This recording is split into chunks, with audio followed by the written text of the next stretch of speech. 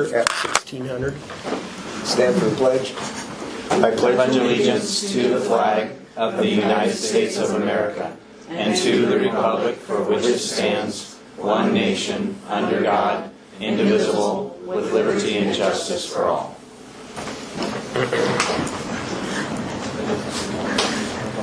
Roll call. Christine. Here. David. Here. Steve. Here. Myself.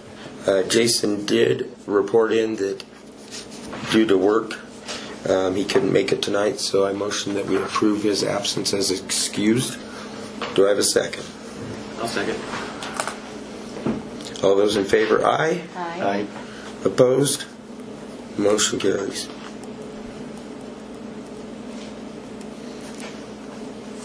Are there any additions or deletions to tonight's agenda? I was wondering if we could move 6 to 3 so that it becomes before the employee handbook. Because it might change what is written in the employee handbook.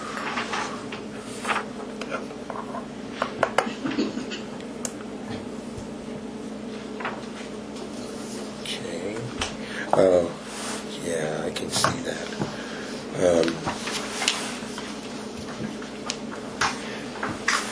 I don't have an issue with it. Does anybody have any?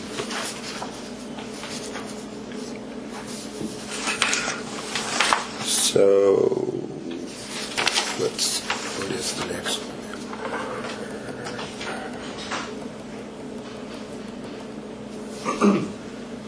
Okay, so we'll make 3 will become 5 then. You do this just to confuse me. Sorry.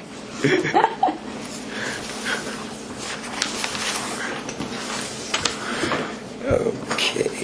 I don't have an issue, so anybody else have any additions, deletions? No. Okay, we'll move on.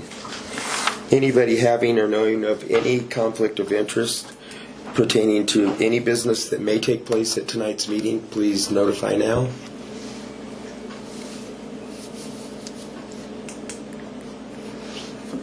Correspondence. None from staff.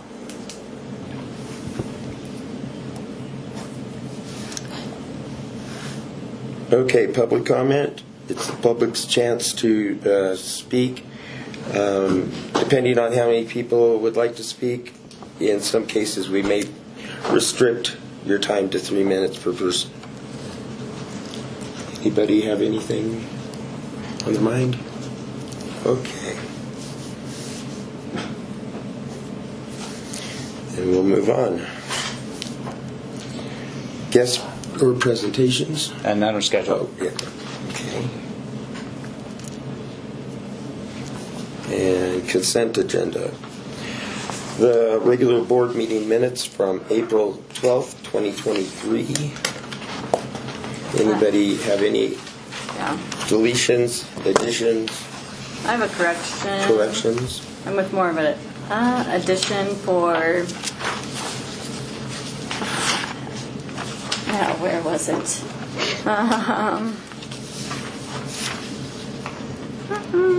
Okay, it's under the financial report. Voice votes 4-1.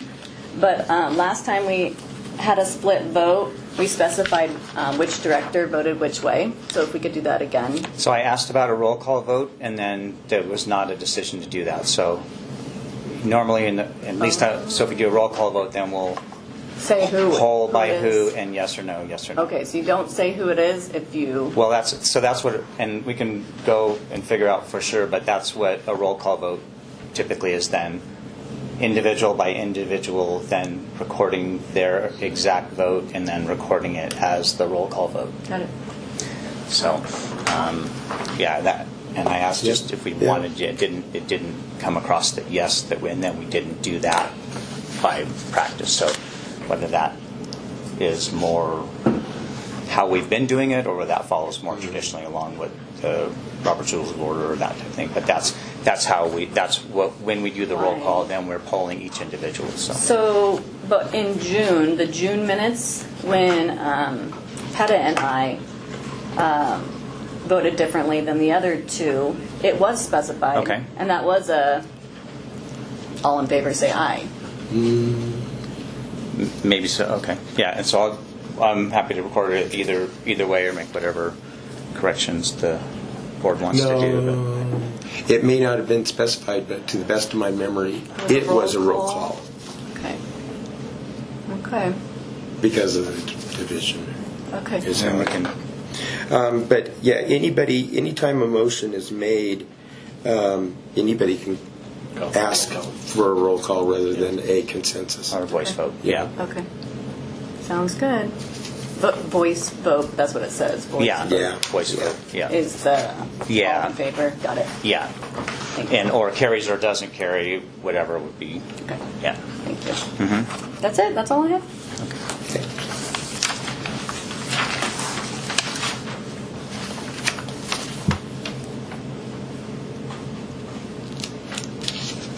I make a motion we approve the consent agenda As presented, as presented. I'll second that motion. All those in favor? Aye. Aye. Opposed? Motion carries. Chief's report. Alrighty. Let me hit on a few things for you. So last week on the second here, but we had the auditors from Haney, a couple of the auditor team, and then staff from JVG in doing some of the field work for the 2022 financial audit. With the move to Bill.com, we've been able to share a lot of the information that they're randomly pulling already through that. So that got us a ways through, but they did work on some of the on-site things.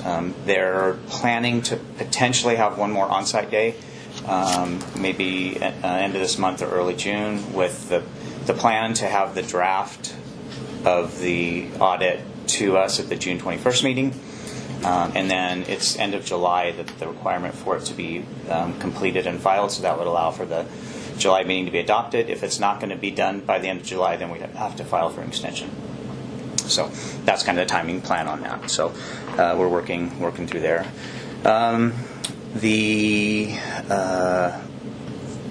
We've had some discussions between other local file chiefs, the finance side of that, just trying to track the state, the governor, and the legislature's work on pushing forward another initiative for property tax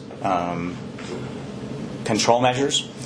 So there's going to be something that most likely will come through for the November ballot. But that's on top of SB 291, 293 that passed last year, and then or 2 years ago, and then SB 22, 238 that passed last year. So that 238 is already going into effect for the 2023 property tax assessments and then collections. So the assessment that they'll do, that they'll collect off that. So they lowered the residential assessment rate a little bit in that. The other part that has is it's a 2-year thing, so 23 and 24. The Senate Bill 238, the goal is to reduce the property taxes by $700 million, and then the second year they'll determine how much the residential assessment rate adjustment would be based off of however much the savings are on the first year. The catch is, depending on the county that you're in, depending on the population, and then depending on the assessment rate change, the true assessed value change, we may be, where we are in Larimer County, and because we're a fire district, we may be made whole to 100% or potentially 90%, depending on what that assessment rate is for us. The newer measures, what they're discussing is making caps to special districts that are tied into the inflation rate, but having some other parameters where the state will cap it at that, but then allowing the districts to go to the taxpayers to ask for the change to be able to allow that back. So reducing the rate, but then putting it on to the districts to go back to their taxpayers to ask to have the money back, kind of a thing. So we'll know more as it goes through, and it actually takes form and what it looks like. But if we remember last year, there was another initiative that was moved forward that didn't pass. There was a couple competing initiatives. We'll just kind of keep an eye on those. Those drive through with what us as a special district, what we have as it relates to the mill levy and the residential assessment rate tie into that. So as we get a little more, we'll give you some updates as that comes along. So one of the projects that's been on my plate that we're trying to get done is some of the emergency evacuation related to just our GIS mapping, and the county-wide they've been using a program through LEDA 911 or Everbridge to do emergency alert notifications and evacuations through their program. So I had a couple meetings with LEDA. Last week I sat down with one of their GIS guys and we worked to digitize our whole response area map that ties into our same map grids that we use. So the current map grids we use, and what we did is we kind of followed the PFA line that our map grids are kind of continue on from their map grids and what we get in dispatch. So the idea is that once it's been all done and digitized, then we'll have evacuation polygons that are designated as the same as our map grids. And what that allows is when we go to do an emergency alert for evacuations, we just tell them the polygons or the map grids, the quadrants that we want evacuated. They can just enter those in, and then it creates the evacuation notice much more quickly than when we're trying to figure out we want to go a mile or 2 miles south or 3 miles to the east. One of the discussions we had when we met with the town staff a couple times, and then we had the emergency preparedness meeting with the town, was one of the other things that we know that varies within our district that's town specific is the flood and floodplain. So we've been working on getting the map data for that, so that once we get it, we can overlay that the flood map planes over and use the same polygons. We won't have to create something different, but we'll have the flood overlay on the same map so that we know that if we're saying there's a potential for a flood event and we think the 4-hour high water mark is going to be here, we can just pick those same polygons and issue those evacuation notices from there. So the LEDA 911 group's been helpful with that, getting that done. And once they're all done, they're going to. The nice part is we won't have to recreate different polygons because we're kind of a gridded area. So some of the areas like Estes Valley, Loveland, and Loveland Rural, they have different challenges that don't work off a great grid system because of ingress and egress and some of the mountain roads and some of the things like that. So we're hopeful within the next couple of weeks that we'll have the full digitized version with that we can see. And then they're going to make maps for us for our digital maps and our more full-size maps for the station. So they'll do all that for us. We have our wildfire preparedness open house this Saturday, May 13th, over at Station 17 from 10 to 12. Besides us and our staff, we'll have LEDA 911, which will help with some of the NOCO alert emergency evacuation signups and some information on that. And then we'll have Larimer County Office of Emergency Management with some of the emergency preparedness information. And then we'll have the Larimer County Sheriff's Office, their emergency services folks out there as well. Today was the second session that we started delivering our all hazards active threat active shooter training that's co-training with Larimer County Sheriff's Office. We've did 2 of our shifts. So makeup day, we'll have the 3rd shift on the next week.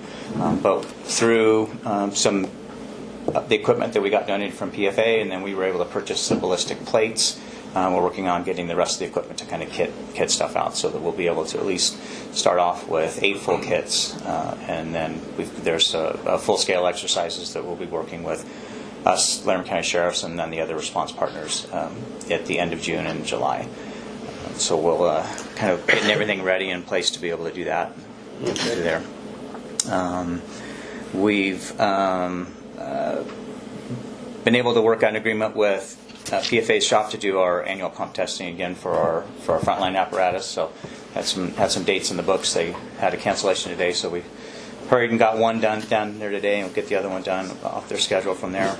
We also were able to work out an agreement. They have a Scott technician that is at PFA 2 days a week.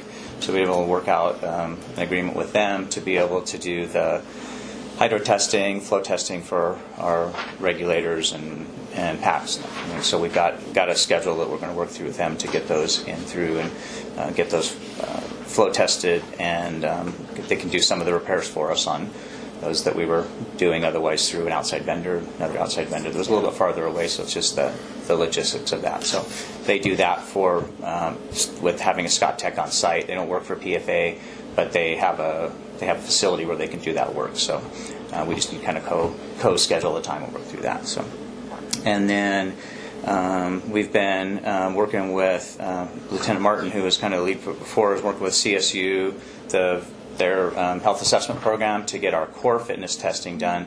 We have a program through the Heart Trust that will fund that portion of that testing for us. So in fact, we didn't get the other grant that we applied for. That's kind of our alternative to get that part done through that. So he's just working through with Tiffany over at CSU to get us kind of figure out the schedule, figure out a rotation we can get folks through, and schedule to be able to get that in and get our folks through that. So that will be forthcoming for us. So, and that's all I have from there. I got an agenda item for catching up on the where we're at with steps for the post-election stuff, and I'll catch that later when we talk about that. So We have 3 engines at hydro test, right? well, we have Main two engines? for sure, and then we have the reserve engine. We got hydro tested when we got it, Right. and then just depend for the pump test, Okay. for the pump test on that. So we're just working through. We'll see as we talk about it. We haven't just purposely we haven't spent much money going into this part of the year on our vehicle maintenance, but we have stuff that's been holding off on to do, so we're starting to do catch up on. So we'll prioritize for sure what we do. We want to make sure we do our 2 frontline Type 1 engines. Sure. The other smaller ones we don't do pump testing Right. on. So I thought. So And when, then- when is that flow testing done? I used to know, but So it's typically annually. So Okay. you do it on an annual basis, and so. Not sure exactly when we did the last one, but that's what we're doing, trying to get back on schedule. Their shop, they did a full big remodel from their shop there. They moved them over to Station 8 for a while. They were just kind of behind the curve on that, but they're all set back up on that. We had worked through trying to get an agreement in place, and they've more set it up now like an enterprise shop. So they're doing that. They're doing the work for Windsor Severance Fire and a couple others. Just on this is the rates and this is the price to do it. Yeah. So, Well, so they brought in some other equipment. We just went by the day. We looked at, you can do alignments, okay, but got all new alignment equipment, but the price is the same as any other fleet shop. So handy. I mean, Yeah, to be able to, and it's just hard. It's hard to find other places that do that kind of work. Stuff far away. Their option is out east or down south to Right. like where Mountain View. Mountain View did an enterprise shop, big add-on down there too. So we'll get those through there, and then we're looking at some of the other things, tires and brakes and some stuff and annual services of fluids and those kind of things that need to get done, and so we're lining up into that time to get those done. What's the status on the Station 17 repairs that you were? So there was some did some of the minor repairs. So we had a water leak, so we got plumbing piece fixed on that. There was an outside pipe break on that. They're working on drywall patch and clean that up. They had a leak previous leak that was in the ceiling in the workout area there. Did cut the drywall back, clean that out. They did bleach solutions for multiple days to kill that, and then covered it with the Kills primer, and then painted that up. And they've done a drywall patch on that, so we're just working on finishing the last bit of the cleanup of the drywall patch and do that. So we the last thing that we have is waiting to get a roofer out to get some quotes on patchwork on pieces of the sections of the roof. So that's over the Bay Area there. So knowing that the cost of doing a whole roof is going to be over the top, but. And then I saw what looked like a controlled burn on Friday, but then you guys were there. Yeah, that was so it looked like a controlled burn. yeah. For a few minutes, it was someone burning their ditch, but it wasn't. Yeah, which depending on in the ag world, water conveyance and ditch burns are allowed. Mm-hmm. But yeah, they ended up burning up 60 of their bales of hay. So. Ooh, okay. So yeah, Cruise Rower She came in the night, pretty much spent all night out there, part of the day the next day, and then back again later in that day.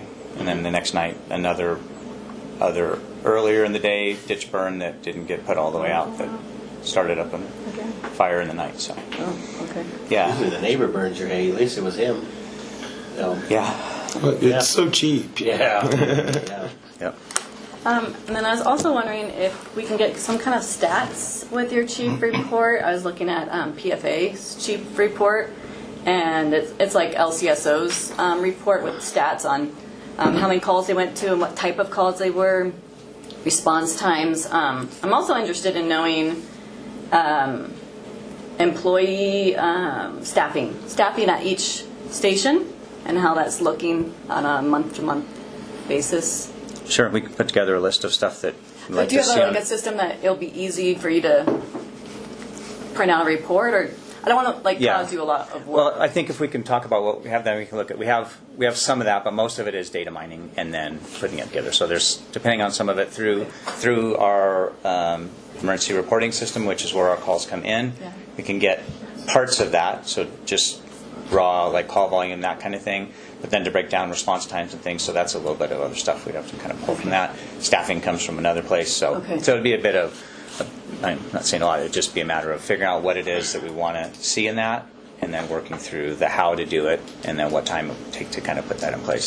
So obviously, without the amount of staff that we used to have, and some of that stuff that come out of there, that's. we But have that's a all. person that was there But that's all all. That's all. Oh, yeah.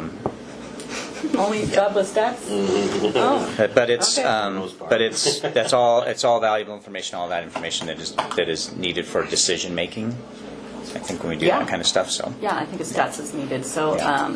and my last question is just what's the status of, what they call them, admin, the two positions that you're looking to hire, what's the yeah. status? So we still have one individual that's been on injury leave. So he's still working on a 40-hour work week, and so we held off on hiring an admin position because we're basically paying that person Got it. their salary, but not out on the line with that. So it's kind of a deferral of salary that otherwise would be going to the line, and then paying overtime at times to backfill on that. So we held off on that, and then we did a recruitment process for the captain's position that closed. And then we're just evaluating right now. With we know that there's people that have been testing in other areas, and there's lateral recruitments going on across over there. So, kind of evaluating the lists that we have in place, and if we have to going to do regular open recruitment. So, When you always say think- it closed, what does that mean?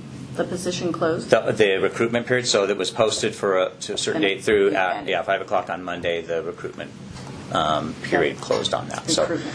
yeah. Okay. So we're now just kind of evaluating what's going to potentially come forth with if people that are in processes that have shared with me that they've had conditional offers. If those offers go through, then we'll be looking at having to potentially move staff around or recruit people in or do hiring processes. So, Okay. yeah. All right, Kind of thank you. prioritizing making sure we're prioritizing that side of the door. Thank you. You're welcome. Any other questions for the chief? And we'll move on. When is Gabe going to be? I'm going to call. I Okay. just need it. So Okay, so let me just call him hang in. for a minute and we'll Call start him in. our financial report.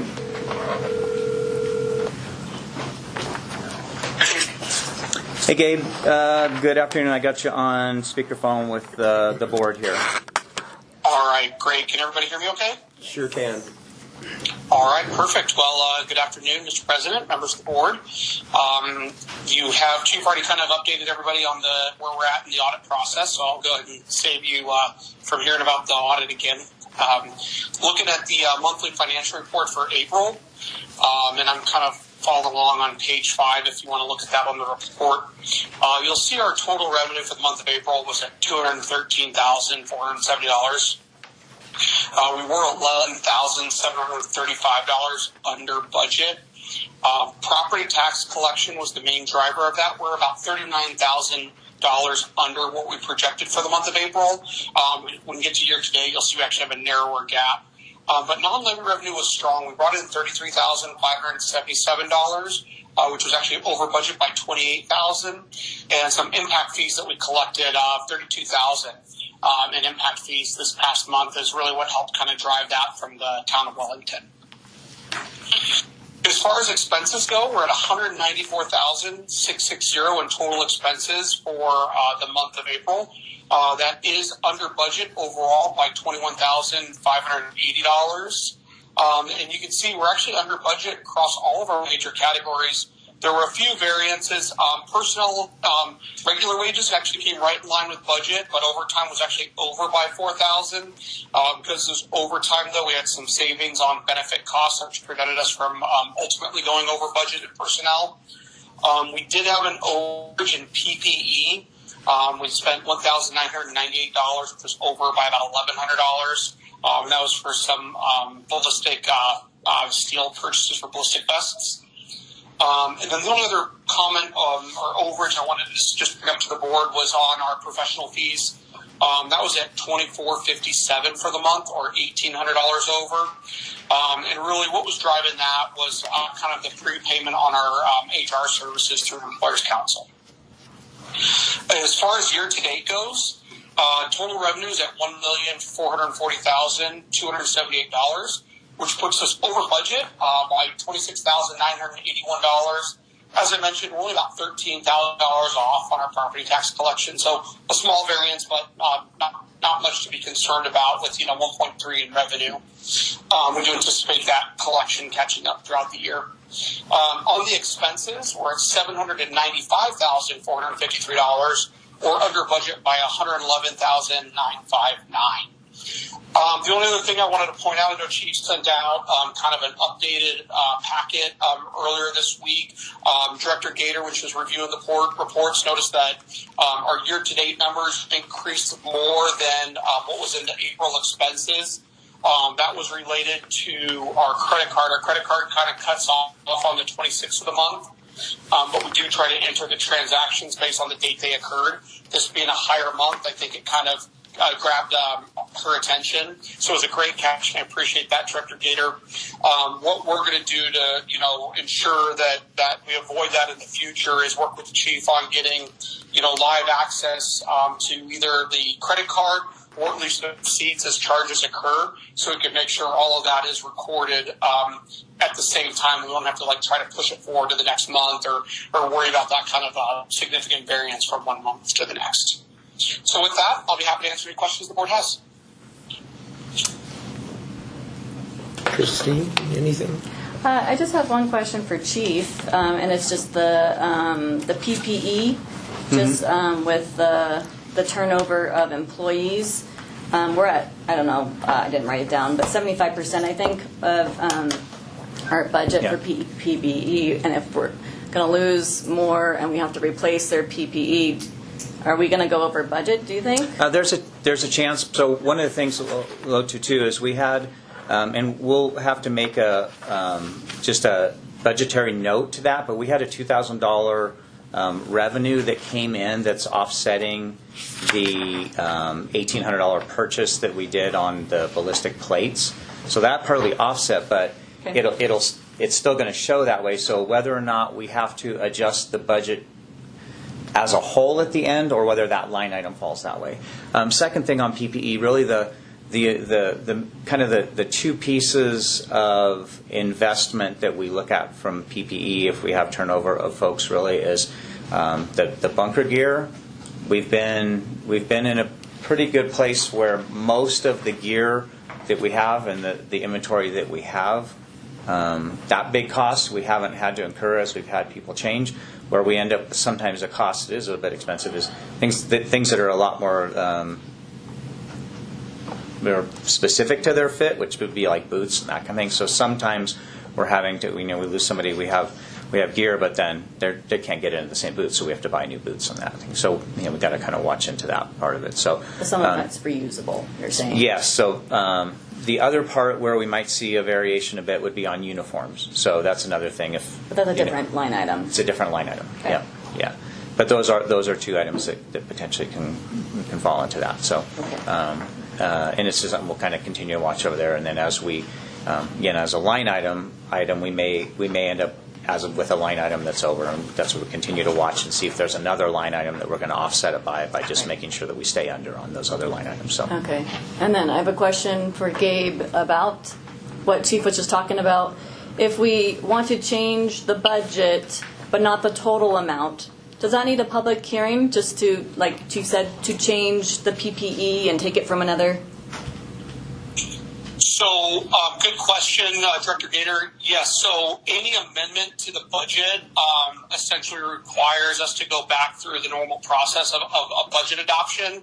I will say, though, the legal level of control on the budget is at the fund level, meaning the board has, essentially approved the budget at the total fund level. So if Chief is essentially going to use savings from other categories to fund expenditures in others, that can be done without any sort of formal budget amendment. We will, though, obviously, if ultimately it causes us to go over in totality, need to come back for a formal amendment. Which, in case like revenue might, or if we've had some excess revenue that we hadn't planned for in some areas, if that does it, and we have associated expenditures that we said, we got this extra revenue and this is what we're going to spend it on, so that we tie them to something. That's what we'll just have to continue to watch that at the fund level. And I think as we get into, I think the other part that I kind of alluded to in the beginning, but because of just the way that we get our receivables, we purposefully hold off on doing spending on certain things until we know that we've got the revenue to be able to do that, so that we're pushing that forward. So this is kind of now, as some things that we've had in the wings, vehicle maintenance, some of our other equipment maintenance, some of those kind of things. Now that we have, we got our first half of our second big tax bump today, so we $479 or $499 or something like that today, and the other half will come next month, and then we'll kind of have crested the hill on the vast majority of our revenue. So we'll have to kind of parse out what we do and kind of plan for it that way, and still leave some for that contingency, emergency, something breaks down type of thing. But our goal really being that as we're watching through and watching all of our cash on hand, is that we've got a mark somewhere in that $600,000 range that we should be seeing on hand at the end of the year, to know that we're going to be able to make the January, February, early March salaries, payroll, benefits, and all those other expenditures. So we're, as we get into August, August is when we'll have a lot better idea of kind of what the first look of the assessor's estimate is, but it'll still kind of leave that hanging asterisk or hanging question mark about what's going to happen with the November ballot stuff. So we'll kind of have our first look, and as everybody that's watched any of the news around here of Larimer County, everybody's got their first look at their property taxes, and I'm sure there'll be plenty of protests going through, and whatever that looks like, we'll see what that does for us in the end. We typically see very little on the non-assessment year, and we get the bigger bump on the assessment year that sort of helps to average that out. So this is the year where we would have normally been anticipating a bigger bump to make up for the board members. We basically got no tax raise this year. So it was effectively the same amount of revenue this year as it was last. So typically we would see a 20% bump or something to that effect, 12 to 20% bump. But we would, kind of the way things look, is anticipate probably not seeing that much, but we'll have to see where everything plays out. I'll make a motion to accept the monthly financial report for May and the revised for April, the monthly financial report for April and the revised report for March. Okay. Do we have a second? I'll second it. David seconds. All those in favor, aye. Aye. Opposed? Motion carries. Thank you very much, guys. Thank you. I don't Gabe. think, Gabe, I don't see anything else I don't think there would be anything else that we'd have on the agenda for you guys. I don't think. No. Okay. Okay. Thank you. I'll sit Appreciate on my it. phone in case anything comes up, Chief. Okay. Thank you. Appreciate it. Thanks. Bye-bye. Bye, thank you. Okay. So next up, we have district business number 2, the discussion item, update on board election process. So just wanted to provide the board a quick update. So on Monday, I shared through email to the board, but the Canvas board did meet and certify the election results. That's now been uploaded and filed to DOLA and filed with the clerk recorder. The next step is for the elected candidates to do their oath of office or affirmations. So the forms have connected to both of them, sent the forms out for that, so they'll be able to complete that. When those come back, those still need to get attached with the bond cover and then submitted. And then so everything's moving forward on track for June 21st. Proceeding from that, there's just a timeline for that stuff to get done and submitted. And so we've moved through there. We did get the final invoice from our DEO. I think we've kind of collected almost everything. We should have everything done. I think right now we budgeted $14,000. We're looking at somewhere around 10 to 11. So probably closer to 11 with some of the final little associated costs. We're looking at that, but we should have the final numbers. That should all be included in when we finish this month. For the next month, we should know where we're at from there. So hopefully we'll end up with a bit of remaining under budget on that. So. Just appreciate the staff, some of the other staff that help run around and pick up things and bring stuff back and do that, so that we were taking care of some of those costs rather than the other stuff. So, everything else is looks like it's on track. I don't see any issues with doing that for June, for moving the new members in place. And that's all I have for that, unless you've got any questions from there.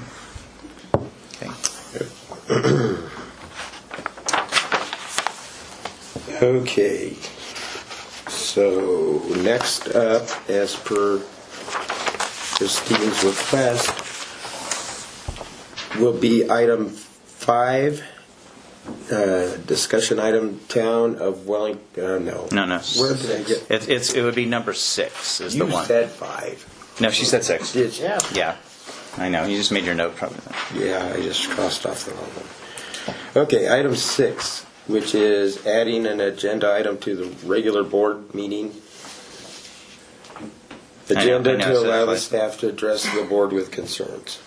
Okay.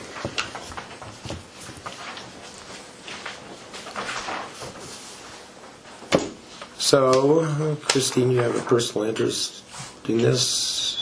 Steve and I chatted and just talking about having the firefighters be able to have something in the agenda in the process where they can share their concerns.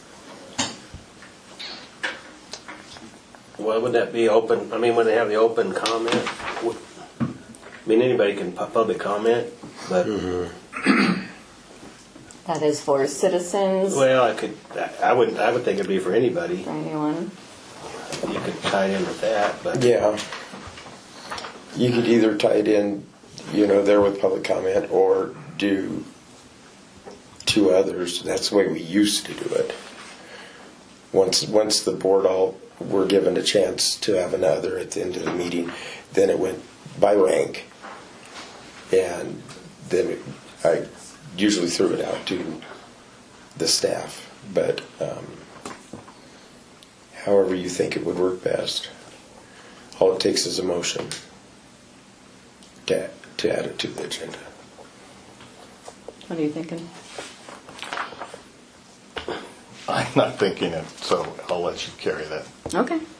I just make a motion to add a point in the agenda for the union president to present each meeting, if necessary, if they want to, any concerns that they want to bring to the board's attention.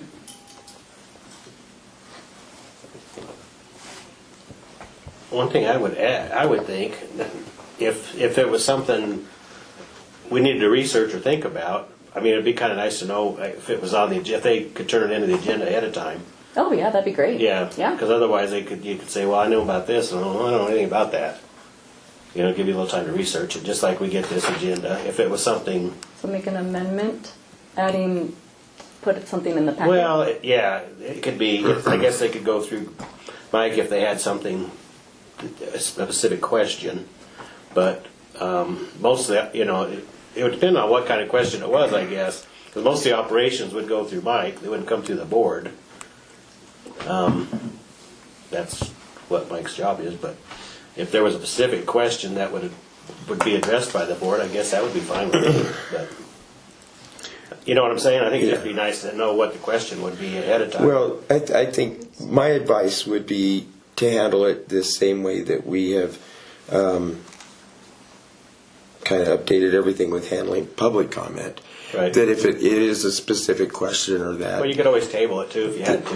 that the board is You then could research given it. Yeah. so long a time to, depending on the question or the issue, to give a formal response to it. But for the most part, if that's what you're wanting, I would just add a line or a segment to the agenda that is specifically for employee. And maybe if I could share with the board, just for some thought, the board bylaws lay out the meeting order and then the agenda of the meeting. So change that. maybe a place to start would be whether it's through this discussion tonight and think about how that would live or where that would live in the agenda, and then maybe the intent, kind of lay out a little bit of intent, and then come to a consensus agreement or an agreement that's where that would live, and then that way it would be really clear as far as what the agenda looks like, and then those that whoever that would be, that they know where their part comes in the agenda, that kind of thing. So.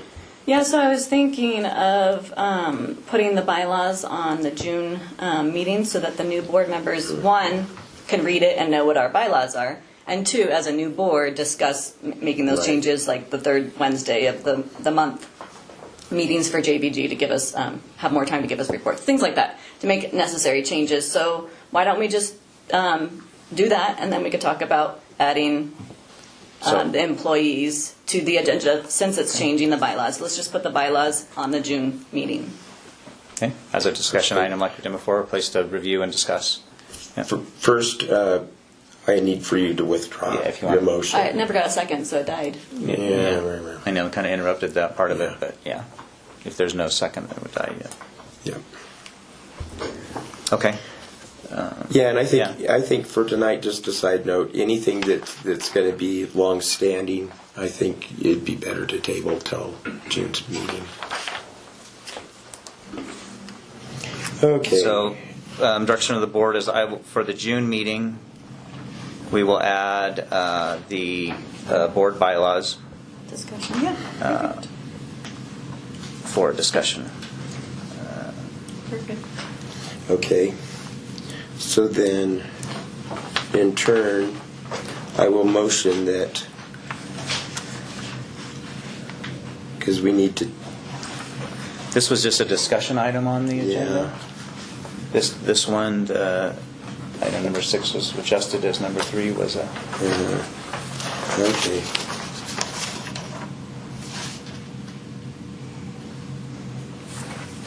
So then we need the motion to table that till next month. Well, it's just a discussion, so there's not an action. So I don't think, at least I don't think from a proper point, you don't have to table anything because it was just a discussion item. Okay. Yeah, we're good. There was no, it Okay. wasn't set for action. Right. Yeah, okay.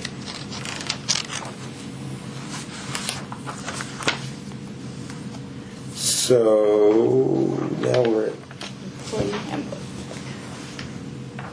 well, that's what I was referring Yeah. to. And so this again is a discussion with possible action. So the what I've presented to the board in the packet is we've looked at it a few times with some amendments that were suggestions from Employers Council through their review, some formatting changes. There was also one of the key items that we were looking at getting into captured into this was the change from the PTO and holiday to an accrual based. And as I shared with the board the last time, what the challenge that we have for right now is that because we do it as a dump base, those have already been given all their hours. The intent being that effective January 1st of 2024, we want this to be in an accrual-based system that allows us to, as we review things, potentially have different accrual rates based off of years of service and time that's based off of that. The way that we have it now, it's all is one and one is all, and it's all dumped at the beginning of the year, not in an accrual-based system. But the proper time to do that would be in advance of, so that our payroll system, the accrual system, started after we've already kind of dumped everybody's hours. So that's a key piece that as we kind of went back and forth, we were trying to figure out how to write both of those things the way that it currently is, and then as of January 1st type of thing. So that's one of the elements that's left in there. So And I apologize, I wasn't taking into consideration that you had added the word possible to that. So it's open to the board to discuss, review, take action, opt to not take action now. It's the board's decision on that. Yeah, I was just looking at it from the standpoint that we had planned on doing the approval tonight, but good way to. Well, I think we can. So Correct. If you look at section 5B4, is that right? Of the handbook? Yeah. Is that right? It's PTO leave. Mm-hmm. Oh, yeah, it is 4. So. And sorry about, for some reason the page changes went here. The pages were in here and then they didn't. Sorry. I don't know how that happened. It's easier if we divide. Yes. Sorry about that. That's all right.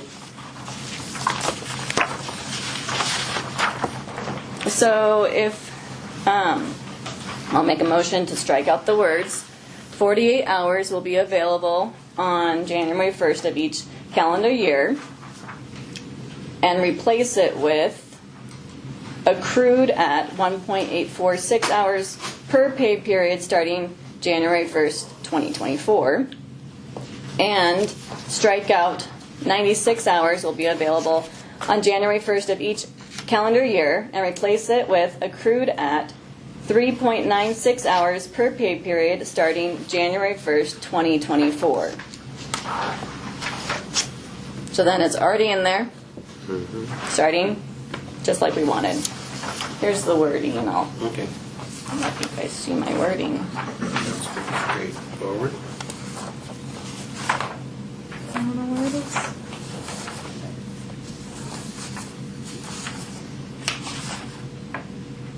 Okay. There's the wording there. And how about current employees that come in now? They wouldn't start. So they will get no hours.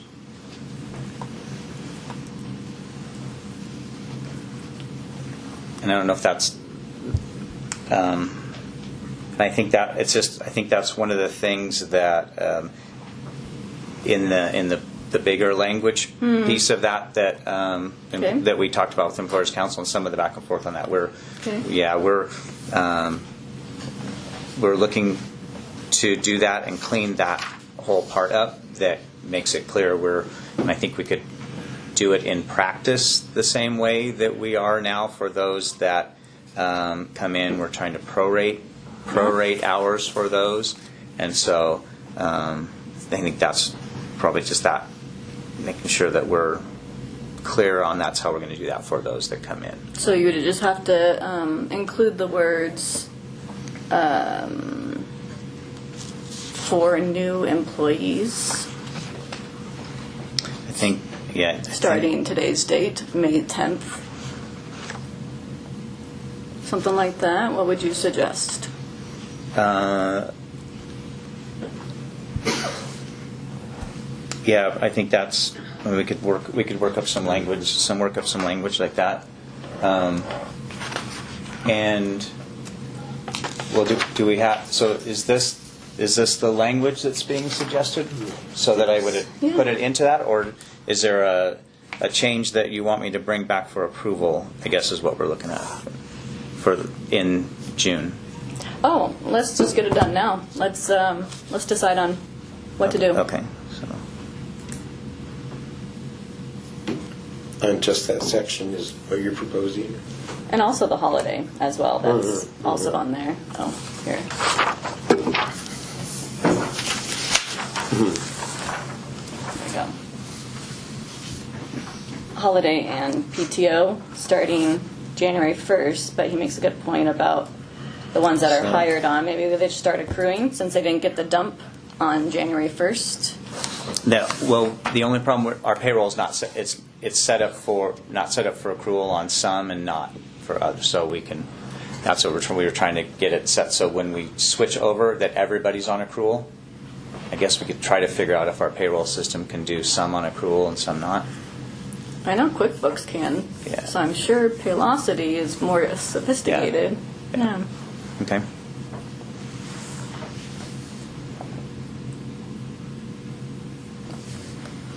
So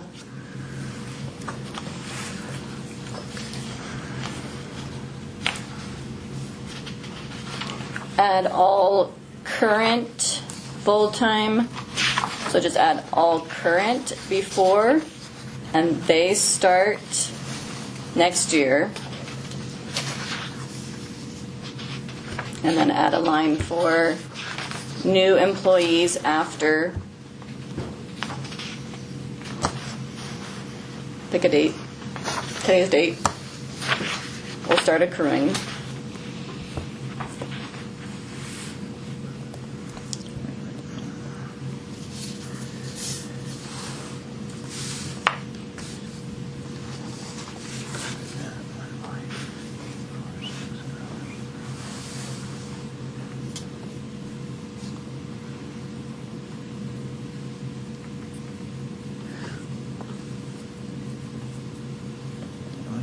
Oh, I see. The 48 one would be the 1.46.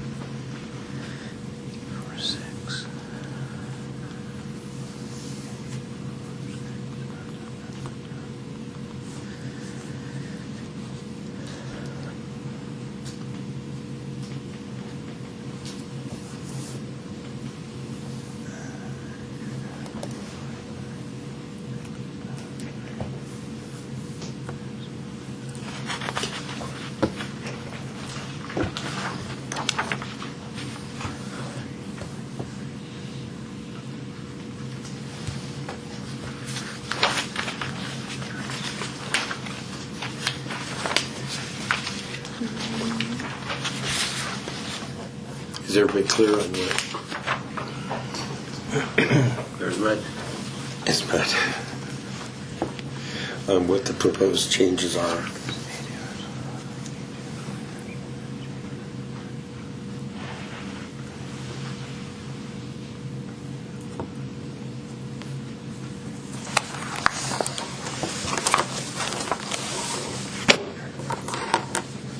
Do you need to confer with our payroll department and see if they can do that, you think, or? I hate to- No, I know for sure we can do all, Right. and I think it's just a matter Okay. of if we set up new people Okay. to make sure that if everybody just goes that way, we do the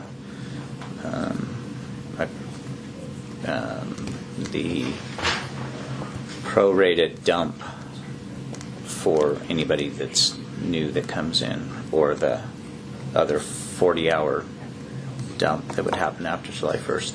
We could still do it that way. And here. We could do 40 hours will be available on January 1st of each calendar year for current employees and immediately for new employees hired after May 10th, 2023. Yeah. Well, they won't get 48. They get a prorated amount, whatever the prorated 48 for the And prorated. 26 pay periods. Yeah. And prorated. Yeah. Got it. Yeah. Accrued at.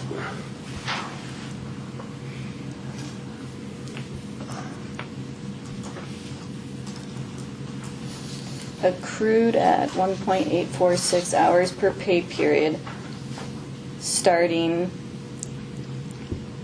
So we wouldn't have to specify how many hours they would get in total because they're accruing 1.846 every pay period. When they When they start, yes, from when they start. Right, so the wording doesn't need to change. Accrued at 1.846 hours per pay period, starting January 1st, 2024, for current employees and immediately for new employees hired after. The new wording I put in there starts with accrued, and so it doesn't specify the total number of hours they will receive, just that they're Yeah, the accrued per pay period. right.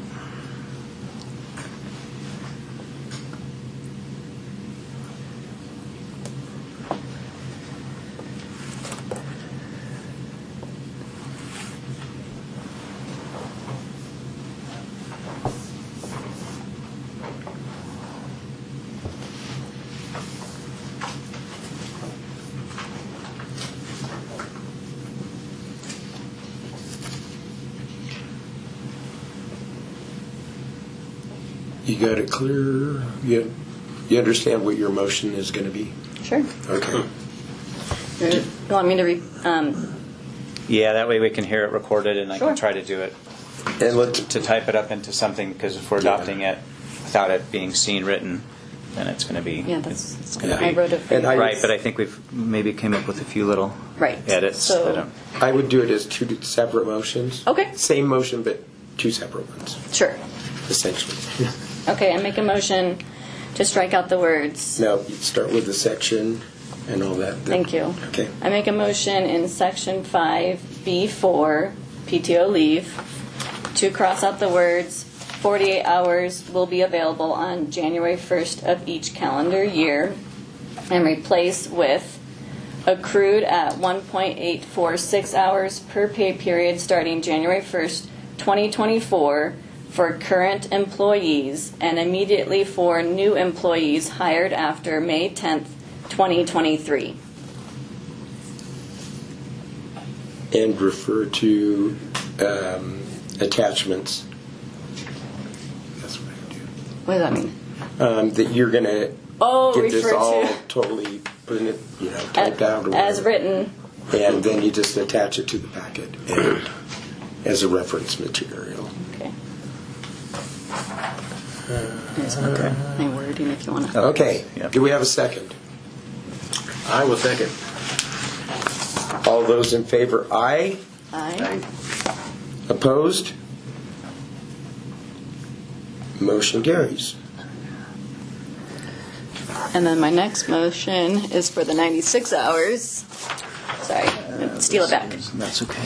I make a motion for section 5B4 PTO leave, striking out. Pardon me.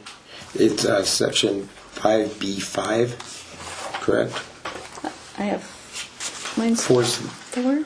PTO. That's how you have it on here. Well, but there, I think it's 5. 5B4? It's still, I think it's still 5. Because you got to go backwards. Okay. Because the B, I think, is the page or so before. Section right? 5. Yeah. 5. B4. B, 1, 2, 3, 5. Yes. PTO. 5. B, 5. Yep. That's correct. Okay. Okay, I'll start again. Continue.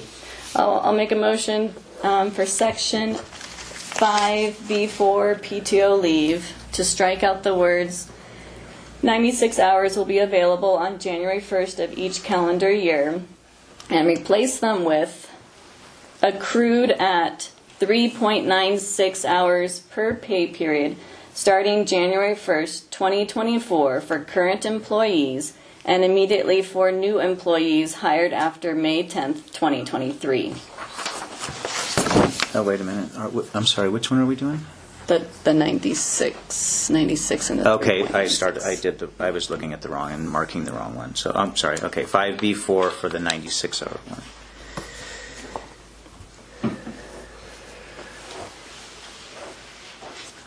So this is actually... So this is going to be your first motion. That's your second motion. Okay.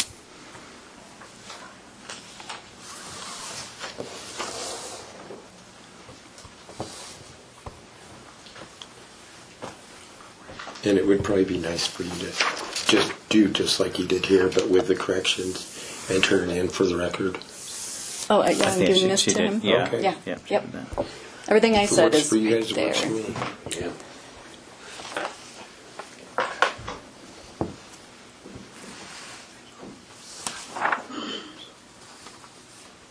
So I think we're just at a motion so far, right? Yeah. Okay. Waiting to get it for you to catch up. We need a second. Do I have a second? I'll second it. All those in favor? Aye. Opposed? Motion carries.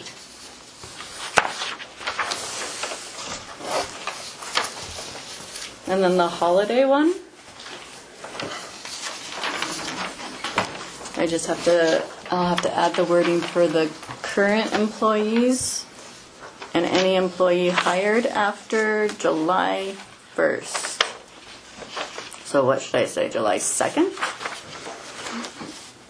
They don't get the dump if they're not here on July 1st, and then July 2nd they get accrued?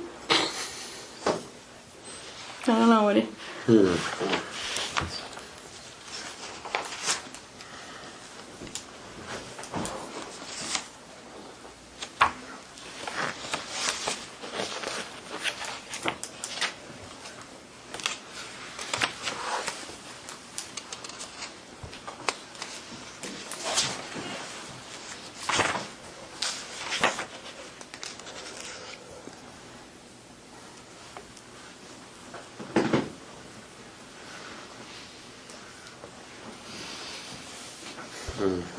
How do we do it now if they come in after July 1st? We've prorated what remaining hours were there on a prorated basis. So is it possible to just leave the wording and then just add that starting January 2024 it will change, but this wording is still in place so that you can prorate for this year? Maybe that would be the way to... I think that. Yeah, I think we can work through that and see what we couldn't. 40 hours will be available. We can cross out each year and just say ending. We can say ending.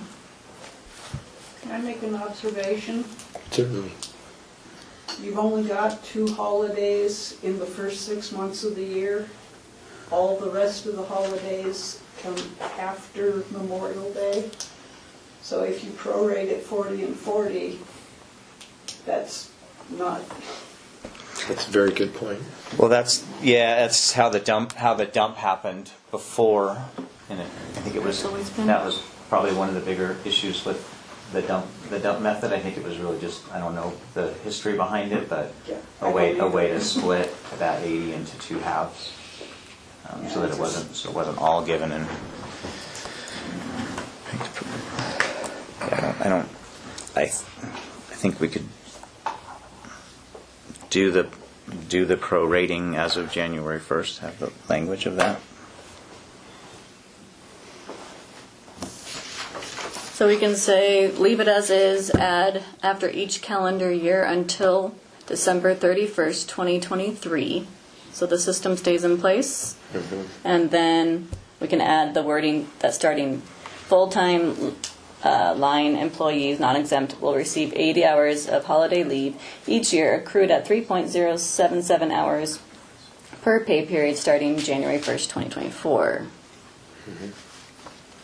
That would suffice. That makes more sense. Okay. Thank you, Sue. Yeah. Yes, yeah. Okay. So I'm going to make a motion for section 5B5, holidays, to add to add to this sentence, 40 hours will be available on January 1st and July 1st of each calendar year until December 31st, 2023, and add the line, full-time line employees, non-exempt, will receive 80 hours of holiday leave each year, accrued at 3.077 hours per pay period starting January 1st, 2024.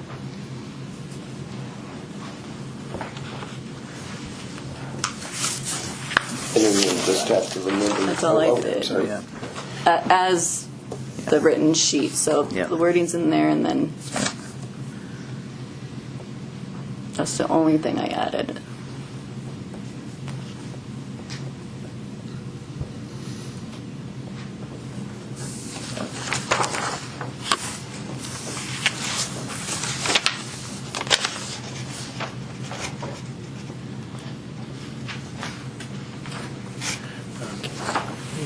Okay, so we have a motion on the table. We need a second. I'll second. David Pearson seconds. All those in favor, aye. Aye. Opposed? Motion carries. And- Can I make an observation, please? Please. I think I kind of missed my window on the last motion. PTO is sick leave for our employees, from my understanding.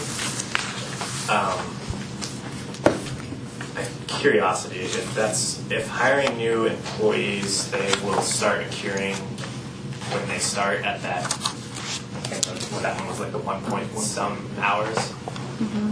That's the one that has the most likely chance of being used first, because of illnesses. And this world is sick and still technically in a pandemic. I think it's not very, it doesn't very advertising for recruitment as well to not have any form of dumped, banked sick leave.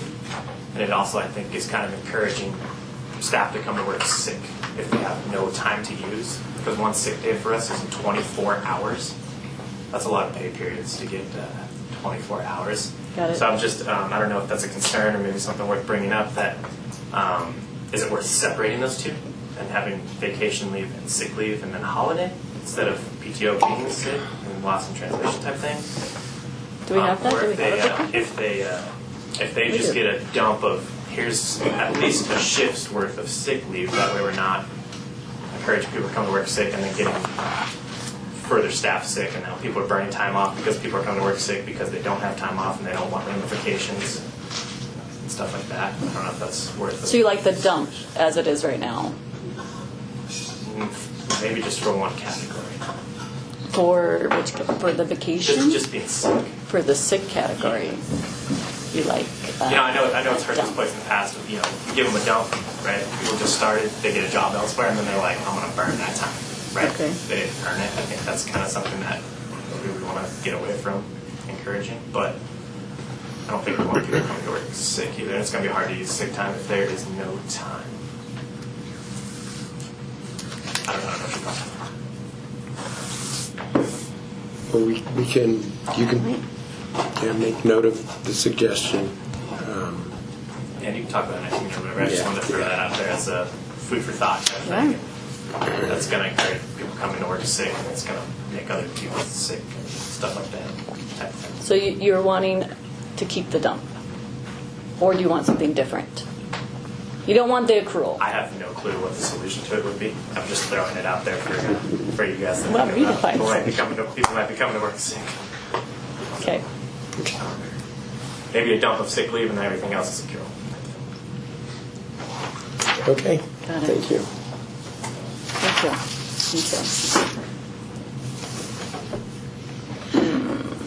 Okay. There's one more thing I wanted to add to the employee handbook is we don't have a whistleblower policy.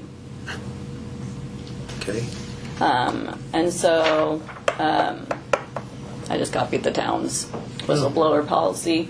But basically, just if there's illegal things going on, and a whistleblower puts in a written notice about that, then they can't be retaliated against. And no, we just want to make sure that we protect them if they want to report something that's wrong going on. Can they remain anonymous? It does not specify.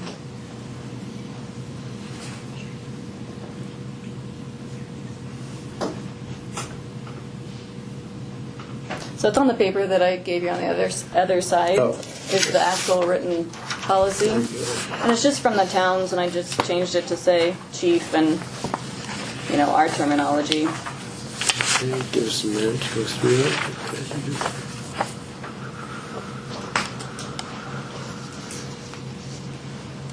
I can make just maybe for point 2 that the handbook has typically gone through. So employer counsel, their legal service that's a service they provide to us from their legal to review the language that's in there, and that saves us from our legal. But we've usually, and that's kind of in the process of making sure that we've got some legal review. If there's any other comments that and just like I'll point out to the PTO section that was in the red line version that's come to the board multiple times, the PTO section and sick leave, and talking about some of those things that are it's kind of nebulous in here, and it is a bit confusing. Just as that point was brought up, our PTO is sick leave, I think, but it kind of the way that talks out there, it's intended for sick, but it can be used like vacation, right? So it crosses some lines, and those are some suggestions that have been come to continue to clean up and to continue to work on that. The biggest change in this was it had been a little bit of time, and there was big EEO changes that were embedded into this. That was kind of the first line of that whole section that got added in. And I think to your point of this, there's probably others that may have something like that, and it would be probably behoove us to make sure that what we're approving has had eyes on it, that it hits what it needs, though some of those questions are answered. Yeah, so we can add stuff to it. I mean, obviously, it marks the legal requirement because the town uses this exact wording, so I know that is fine. But, like, yeah, if we want to add anonymous, I don't Well, I yeah, don't know. I guess what I would recommend is that we go have the chief go and have Mountain States. Or- Just tell them we would like or employers council, Or, yeah. Oh, or somebody, yeah. old school. Okay. But just I'm happy to embed something in to bring back in a draft form that everyone can look at, or whatever the board's decision is. because the real thing here is just, and I'm glad you brought it up, is that something we want to add to our policies and to the handbook, which I think it is, and have them give us.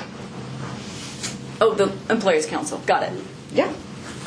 Yeah, so could we direct Chief to talk to employers' council and bring this back to us, a whistleblower policy? And then what I I want them to look into the anonymous thing. Yeah, That's allowed? I don't know yeah. if that's allowed. Yeah, it is. Okay. And then I take this policy, the town's policy, and compare them. And if there's anything that you want included out of this that's not coming through from the one we're getting, or you'd be getting, then chat with them and say, well, can we include this or can't we? Either way, yeah. You know. Just as long as we have something in there to protect employees. I guess it's more, I'm not asking for, it's more of a suggestion that you keep it anonymous. Okay. Or try to. Yeah. We're still a small department. Got it. But then, how does that work if you can't retaliate against the person and they're anonymous? So you can still fire someone, but because you don't know who they are. I think you have to say, otherwise, there's that retaliation. You could be anonymous, but then you're not protected against retaliation, I guess, would be the clause. That was my only thought. And it would probably be up to the reporting party. Yeah, I guess. Yeah. If they don't want to be protected against retaliation, they could do that. Sure. Yeah. Okay. I could see a lot of different scenarios in that. You know, And it ultimately, I think, would be left up to the person reporting. right. Right. Yeah.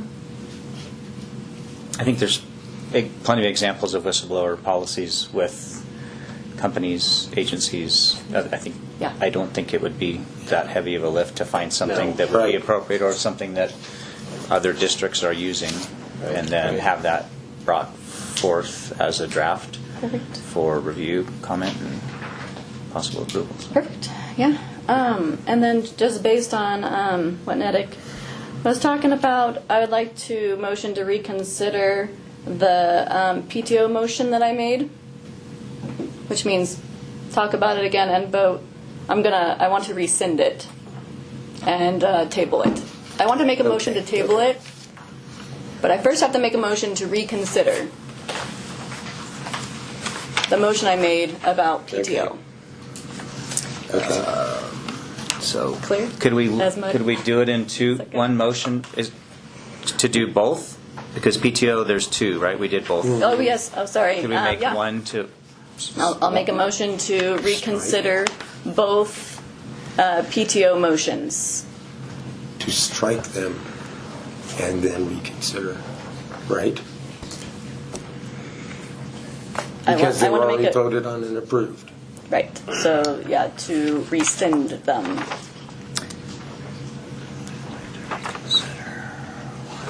I don't have my Robert's rules on me, so Yeah. I can make a motion too. to rescind them if that's okay with you guys, instead of reconsider and then rescind. Whatever you would prefer. I think we understand the intent, right? Mm-hmm. It's pretty clear. So I'll make a motion to Okay. rescind the PTO motions. Okay. Do we have, yeah, it has to go to a vote because once it's voted on, it isn't your baby anymore. Yeah. You know, it becomes whole groups.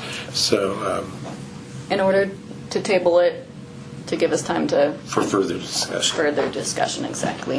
Okay. Do we have a second? I'll second. All those in favor, aye. Aye. Opposed? Motion carries.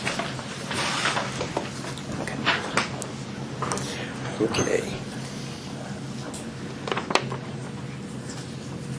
So the final version that's going to be put out is going to have just the item 3, which deals with the holiday. Okay. And then another draft version is going to come back in June with this, with a whistleblower portion, and then some discussion for the. About PTO. Okay. Perfect. Okay. Okay. So.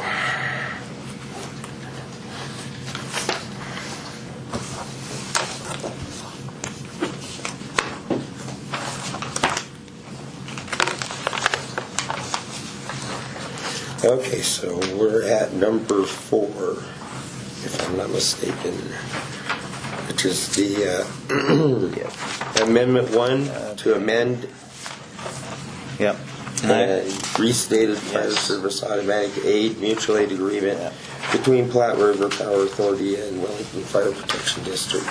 And I apologize, for some reason when the page numbers on here didn't print. So we're going to be at as soon as on page 50 or 49 where the handbook ended. The next thing we'll start with the quick staff report. So just a quick overview there. We have a standing fire service automatic mutual aid agreement with Platte River Power Authority. We were invited to participate in some electric vehicle training up with them recently. And they had brought in an outside instructor. We were not able to participate in the hands-on training portion because we didn't have some things in place related to insurance policies and things that they wanted to see. So that prompted a discussion about, and previously, years past, most have been here for a while, know that we've done academies up there and that kind of thing. So in that discussion about, okay, can we come up doing training, what's it take to happen, got in with their corporate side, and what came from that was evidence of insurance waiver, and then this proposed amendment which deals directly just with the training and the ability to do training. So we're not looking to do any change to the agreement in place. But it would be another required board action to sign this. So that's within the authority of the board to deal with this amendment. And really what it does is it deals with us being allowed to use the training. So the quick questions that came up on that were related to some of the things regarding the insurance requirements, the levels of insurance. I checked with our insurance agent, and our levels as to what they say in here are covered.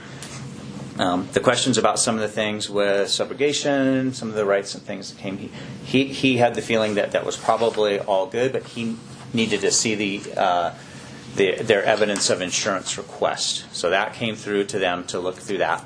Then the other thing came with to bring this to the board would be legal any concerns from district's legal counsel as far as signing that. The only thing that our district legal counsel brought up was that he felt like the insurance requirements were probably more than most of his clients cared. I shared with him that our insurance agent feels like everything is covered from that side of it. And then just a concern if we have something that's lower than limits, but we cause damage, understanding that we would have to pay for that ourselves if we're not going to run it through insurance. So making sure we understand that. And then the last thing being that that the way that the agreement is written is that they have the right to cancel at any time. And without notice type of thing. So just making sure that that wasn't a concern for us. If it was that we were trying to schedule an academy and hold an academy, that might be a concern where he suggested maybe we want 30 days or some kind of a notice. But really what we're looking at is opportunities to participate in those kind of hands-on training, or if other opportunities come where we can go up there and do some training, that this is in place. So he really didn't see any other issues that would potentially arise that might be interruptions in service or interruptions in planting. So we would just know that if something came up and we couldn't use their facility, then that training would be canceled. So that was really it. So the ask really that we're looking for would be for they utilized DocuSign and that kind of service. So if with a decision, if the board is going to approve that, then they just need to know who the approver is from our agency, so that they can work through this. We're still working through some of the last checks and balances with their certificate of insurance with our insurance to make sure that that all the actual, literally the boxes are checked that are supposed to be checked on that. So our agent has given no cause for concern with us having to have additional insurance or do anything else from that in a liability perspective. So. The only thing I noticed is, like when you get a rent a house, you do a walkthrough first to make sure that you're not charged for any damages that are already existing. I would like to see something like that in there so that, yes, we'll pay for any damages that we do, but we don't want to be charged for something we didn't do. Is there, I have language prepared if you'd like it, but about having a walkthrough. So what we could do would be, the way that this was formatted from them is, if we have suggested changes, then we would submit those to them for their review for acceptance. So we don't have to, again, board doesn't have to take action. The decision could be to include some of those suggested changes in the document that they gave us, to submit that back to see if they would accept those changes.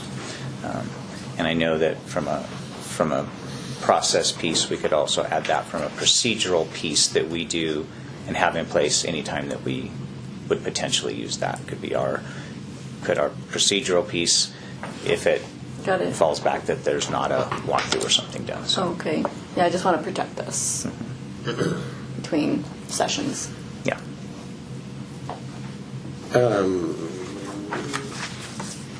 If we were to table this, would it?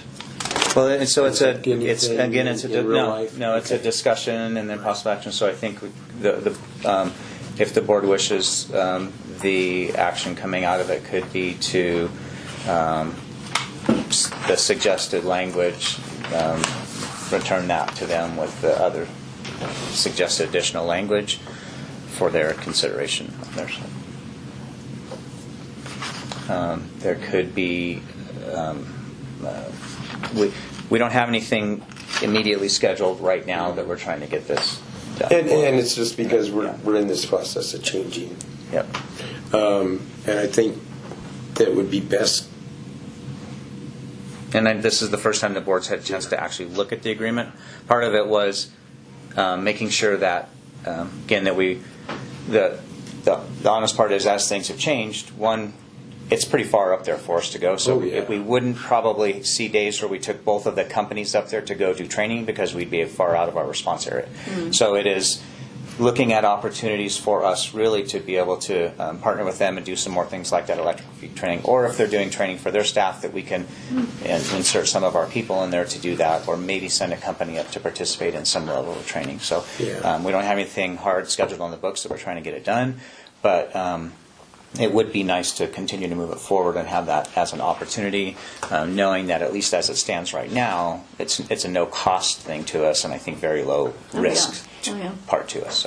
So we would have to talk to them and see if they're willing to agree, because it has to be agreement. Yes, so this came from their legal side of their group, their contracts management type of people. So we would just put some suggested language is what they asked for, and then send it back to them with that. So here's some suggested language if you'd like to look. But and again, I think it would be less confusing down the line if the whole process with it is started and then worked with the same signatures and oh, I see. Yeah. It's one of those with the new board in this is what situation. you're saying. So that's why I would motion to table To June. any further to do with this until I'm sorry, I didn't June. give you one. Grab that here. Can I steal that, or you do that one? I'll take this. Until June. Apologize. So with the board's permission, what I will do is I can add this into the draft version, and then either bring it back to the board to see, or I would send it to PRP. I just need a direction on which way we'd like to go. Do you want to see this embedded into the version to review, discuss, or just embed this into that, send it to PRPA, and see what they say? I can come back in June with what their response would be to adding this into that. I would like to know their response. Okay. Yeah, we just will start to walk ball. Yeah. Okay. Are we the only department that's going through this right now with them? Are we the only ones that's going to have an agreement contract with them? I don't know that they have a mutual aid agreement already in place with anybody else. I don't believe they do. It's unique because, as we know, it's owned by a couple different municipalities. But PFA has a training center that they use. Sure. They don't too often. I can't think of time that they would go up and do that. And I think even in the side discussion, Pat and Pettit could talk about it. I think live fire is one of the things that's off the plate up at PRPA anyway. So that just we're looking at more the lower risk, not necessarily that it's not. Other training and ladder training and high elevated things are not necessarily low risk, but that type of thing. So live fire training does take a lot more people in place with given certifications to fill command and ICS roles that have designated levels of training to be able to do something like that. So I think that just the staff that they have wouldn't have enough people to put that in place. So that's one thing that's off the table. So our efforts of trying to get our people through annual live fire training, all of my efforts and focus with the relationship we have with with PFA. Geographically, it's a bit closer than where that is. So again, I think the emphasis is on some of those opportunities for training and some of those things where they are doing training up there that we might be able to participate in. So. Okay. So, do I have a second to my motion to table this till June? I'll second 21st. All those in favor, aye? Aye. Opposed? Motion carries. Table in person. I'm gonna.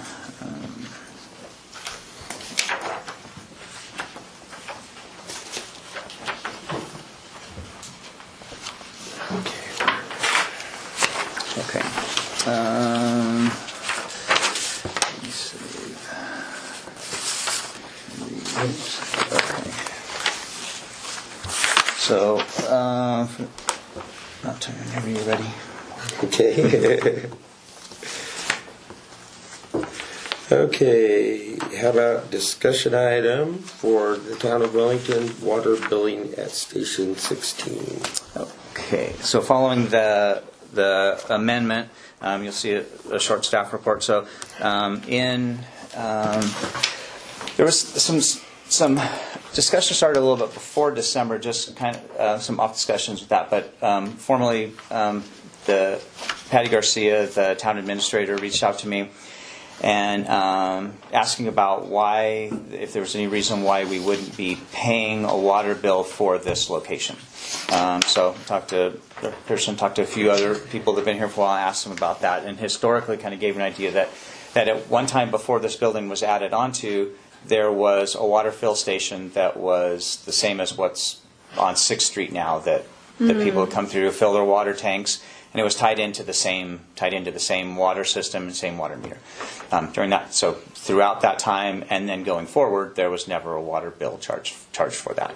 And so we looked through records, tried to find records of any more written formal agreement. The town did the same thing on their side, and whether there was actually a formal agreement to waive that, nothing was found. Nothing was located. So what that's brought forward then is the new water rates went into effect on January 1st. And so attached in the packet, you'll see what the commercial water rates are for our 2-inch meter, along with the base rate and the flow for our sewage. And then additionally in the packet, the town has been reading the meter, so they gave me water meter readings for, I think it's the last 18 months, 21 months, I don't know if I said that exact, 22 months. And then we looked at and also sort of did a calculation on what the first quarter of 2023 would be with all the rates total. So the base rate for the tap, the water usage rate, the base rate for the sewer, and the usage rate for that, and then what we've been paying right now is just the storm drainage fee. So that's what we've been paying monthly on that. So an estimate of going forward, basically, if we kind of took the average of the 22 months, the number will be lower, but the latter few months have been a little bit higher. So we're looking at somewhere between $4,200 to $5,500 a year total for the water for this location. And so kind of on a rough estimate for the rest of the year is about $2,900. We expect to see a bill July 1st, which would be for June 1st. So the only other caveat is there basically be an opportunity for the board to make a request to meet with the board of trustees and present a case why we feel that we shouldn't be paying for water. And I think I know we pay for water at the other station. We pay for all our other utilities. I'm not sure what those grounds would be. I think if we were looking to do that, I think it'd be a tough push. Yeah. So yeah, I think really it's a place where no action necessarily, other than it's time to start budgeting that in and planning for that as we go forward. So when are they going to want that then? So June, as it stands, they'll be doing the readings in June, and we would get our first bill for that in July. So for the June usage, and they explained that we'd be bringing it to this meeting, and if there was any other action that came out of it, or a request to meet with the board of trustees if we had anything that that did come up or that we did find or anything else that we could present that would do that. So you're saying that the bulk water station is no longer here? No, it's not. So yeah, It's been gone a long time. Oh, wow. Yeah. Been getting- So as the buildings got added onto at some point. So, Oh, okay. yeah. So that's the great news. Thank you for the information. Yes. Good work. Pay the bill. Okay.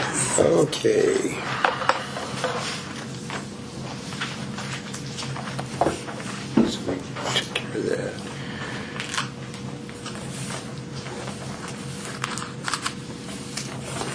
The last discussion item is forming a merit board that meets quarterly.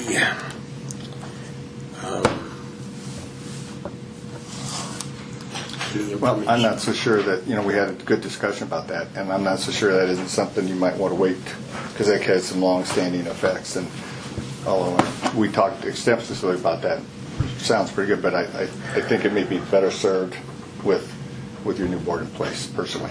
Okay. Yeah. It's up to you. No, so. that's fine. That's fine.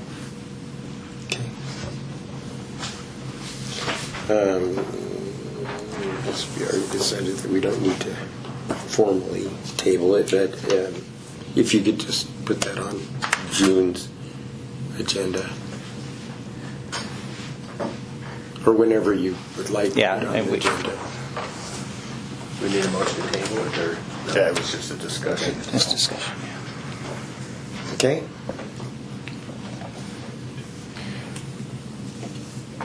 Next up is other, and Director Sarno would like to present some comments to the board. Yeah, I would. Thank you. Thanks for taking the time to let me do this. I'd like to read a letter that's going to be indulge me. I apologize up front for the length of it, but I'd like to thank all the past and present board members that I've had the privilege to serve with. It really has been an amazing experience for me to continue serving the public.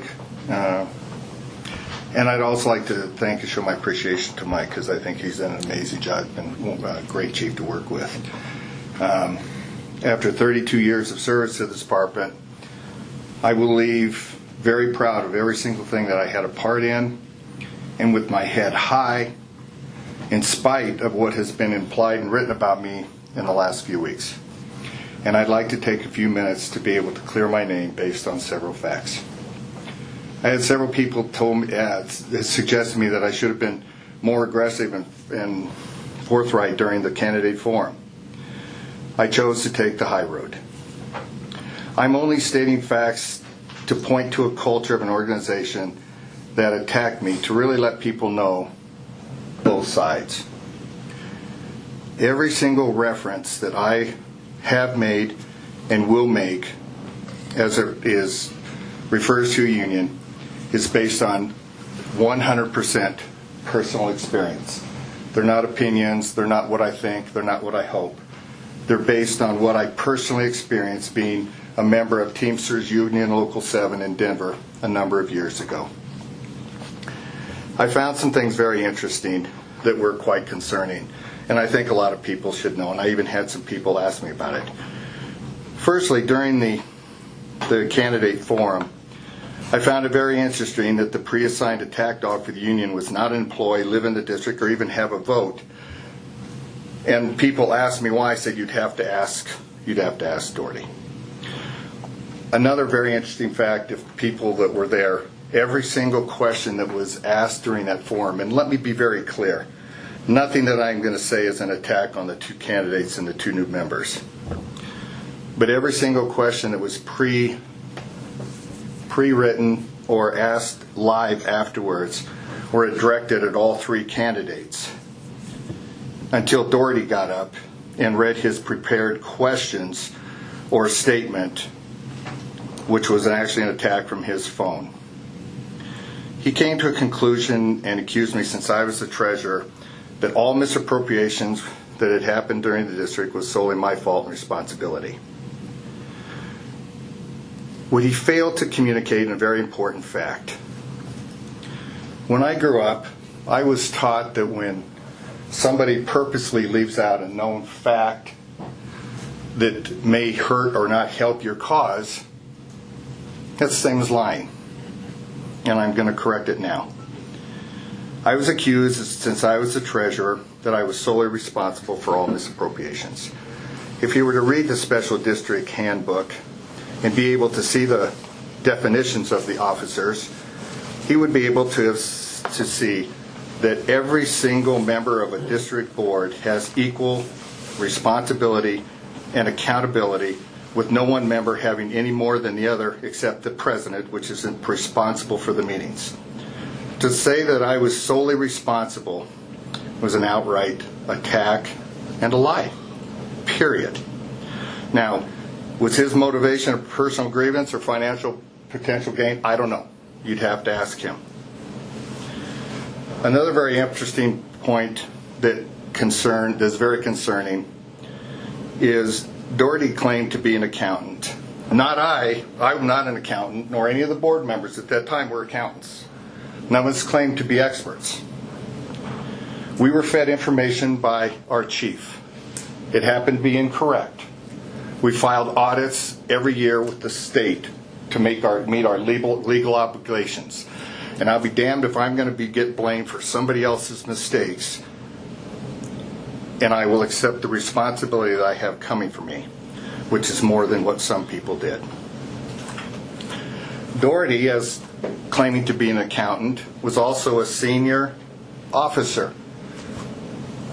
When raises and promotions were being handed out like candy on Halloween night, nobody complained, nobody showed the passion and concern like they showed in the last few weeks.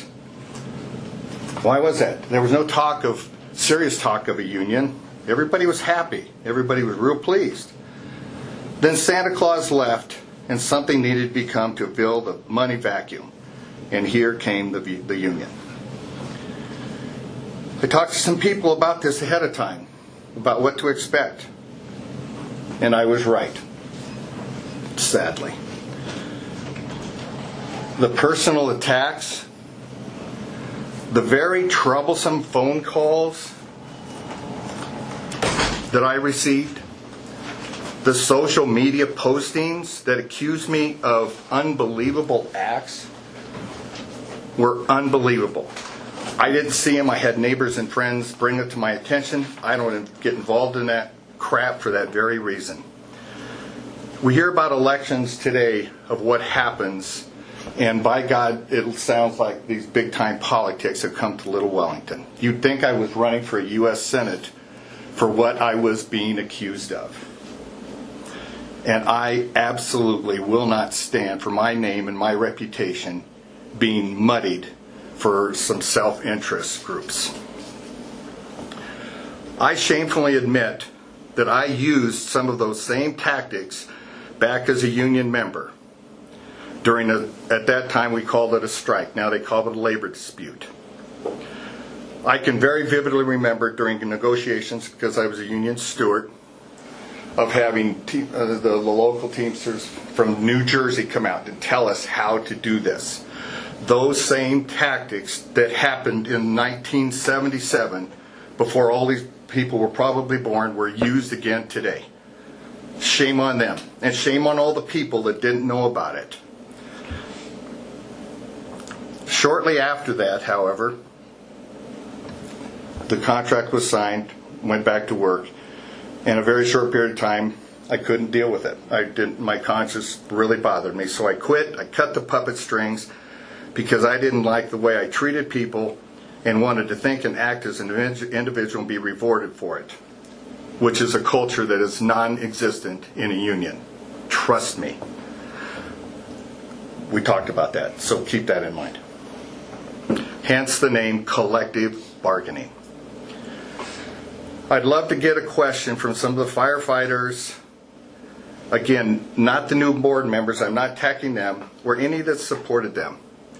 I'd love to know how any of them would feel if their dad, their grandfather, their uncle, their cousin, their brother were attacked like I would. How would they feel about this organization? Not something I would want to be proud of or even associated with, but that's up to them. That's a question they would have to answer. But turn on them, and trust me, you will find out. You will find out. I had heard that there was a quote-unquote fact sheet around the fire stations with all this same rhetoric about me. I must say I'm rather disappointed, because there are some firefighters that I've known for 10 or over 15 years that wouldn't have come to me and said, I've known you for a while, this doesn't sound like you, can I ask you a question? And if people that know, I have been preaching for years and years and years that this is an open door. If anybody ever wants to call me, come and ask me. Nobody chose to do that. So with the chief's knowledge, I went to the station and talked to 2 crews. There were 4 members, 5 here, but 1 was busy.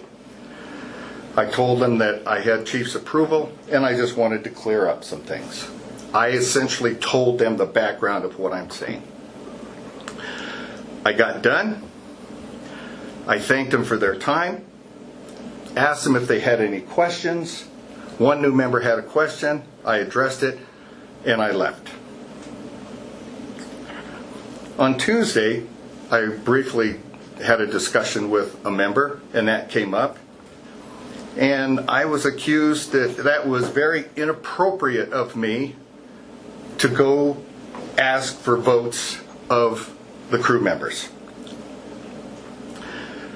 No way, shape, or form did I ask anybody or even hint that I was asking for their vote. Yet again, another let's find this other stone to throw. But you know, after I typed up this letter, I got to thinking, what if I did go and ask for a vote? What the hell would be wrong with that? Isn't that what America is? Isn't that what they were doing, is asking for votes? But yet it was inappropriate for me because I'm the bad guy and I was targeted to be able to get the hell out. I was the one that was holding them up.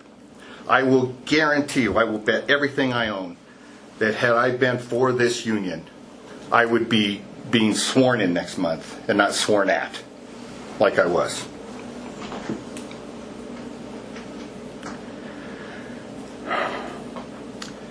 The Coloradoan ran a very interesting article that came out a day or two before the election.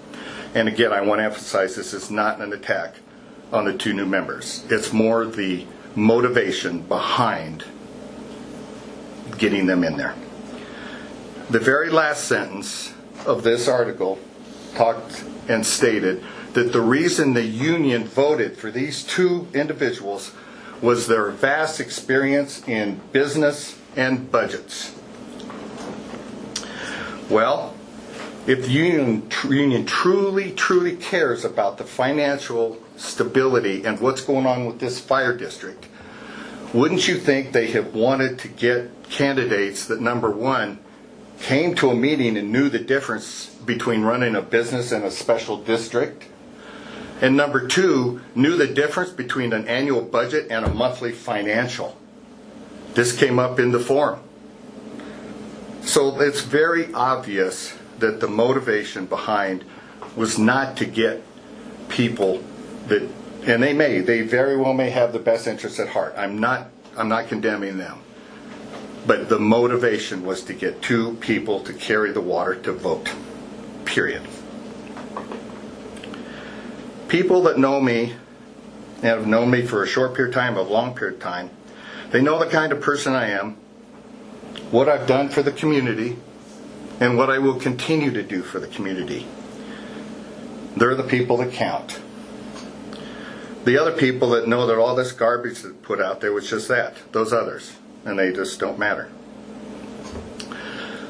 I received this, I got a really cute and really nice flyer out in my front porch. I don't know when. You know, really nice. Costs a lot of money, I'm sure. Hell of a lot more money than I spent. And there's a couple things that came to my mind when I saw this. Number one, they knew it was a David and Goliath. There's no way in God's green earth that I could match their financial resources and personnel. You know, I couldn't go out and hold signs all over the place and do this kind of stuff. I just went out and talked to my friends and neighbors and people in town. Secondly, the thing that really did get to me, honestly, was for people that know where I live, nobody else got this. And this truly was a in-your-face kind of thing. I'd like to know the person that did it and those that put that person up to it. The real motivation to this. Is it, I mean, my point is this really necessary? Was it really necessary? And that, again, points to the tactics of the organization that is behind this entire process. In closing, I know damn well that when I look in the mirror every single time, I know exactly what I see. I know what I've done, I know who I am, and I can be extremely proud of that. What Doherty and the others see when they look in the mirror, I can't tell you, but I'm just thank God every day that I don't see the same image. thank you for the time. I appreciate it. Thank you, Steve.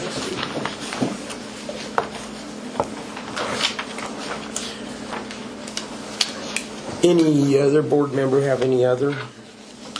I would like to add to the agenda in June, if it's okay with you guys, a discussion about a board retreat, dates and times for the new board to do a board retreat. That's it, thank you. You're welcome. David, you have any other? No. Okay.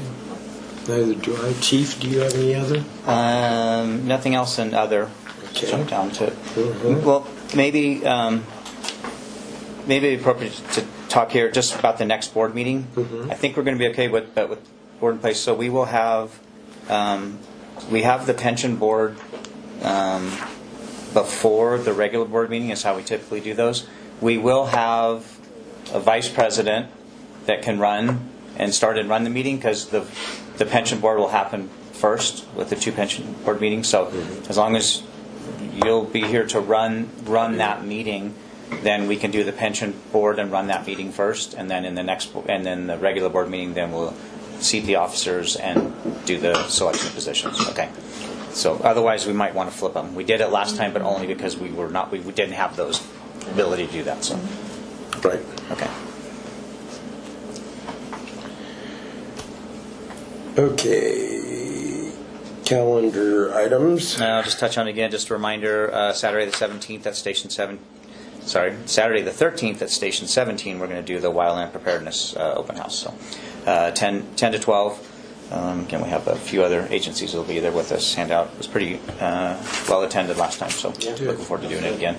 We did purposely move it a weekend after the National Wildfire Preparedness Day because of just the amount of agencies that do it all on the same day and trying to get our associated partners to be able to participate. So even on this Saturday, there's at least 4 other agencies that are doing theirs this Saturday too. That so lead us, but pretty far, but they're coming. So that's the only thing I have. Thank you.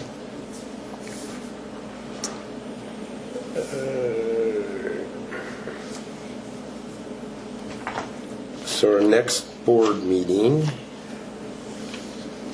remind me, has it been rescheduled already? Yes. Yeah, we yes. did that last This time. is the So we did it a few months ago, but and then everything has been updated properly on all the calendars and all the other postings. But it is June 21st. So it'll be the 3rd, 4 o'clock start, and it's the pension board first.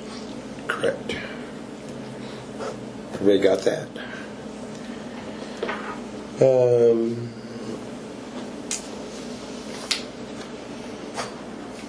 A motion that we adjourn this meeting. I'm going to get all again. That we adjourn this meeting at 17:52. Oh, second. All those in favor, aye? Aye. Aye. Opposed? Motion carries. Thank you all. All right, Ken. Thank you. Thank you, Ken, for your service. Yeah.